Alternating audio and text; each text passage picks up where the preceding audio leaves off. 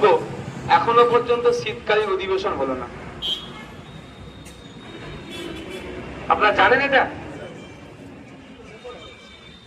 শীতকালীন অধিবেশন এতক্ষণ ডিসেম্বরের 23, 24, 22, 23, 24 মধ্যে শেষ হয়ে যায়। আমি তো 4 বছর কন্টিনিউ আছি।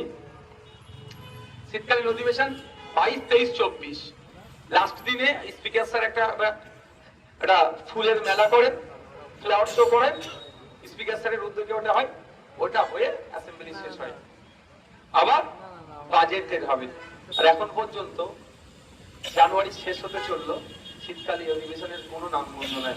মানে এরা জানে ভালো করে শুভেন্দু অধিকারী আর মমতা ব্যানার্জি নাটক করবে, নওশাদ সিদ্দিকী কিন্তু প্রত্যেকদিন মেনশন করে একটা না একটা প্রশ্নের উত্তর চাইবে। ওরা ভালো করে জানে নাটক করে তো। আরে ভাই, হাউসের বাইরে ইনকলাব জিন্দাবাদ দাও না, হাউসটা তো মূল্যবান সময়, ওর ভিতরে শিক্ষা, স্বাস্থ্য, কর্মসংস্থানের আওয়াজ উঠুক না।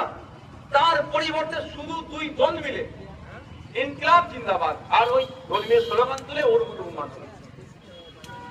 হাউসটা তো নীতি নির্ধারণের জায়গা, ওখানে ওরা, আর এটা তৃণমূল আর বিজেপি আমার মনে হয় গঠা করে যাতে এই বিষয়টা এখানে সীমাবদ্ধ থাকে। এখন পর্যন্ত শীতকালীন অধিবেশন হয়নি। পশ্চিমবাংলাটা কোন জায়গায় চলছে একটু বোঝুন।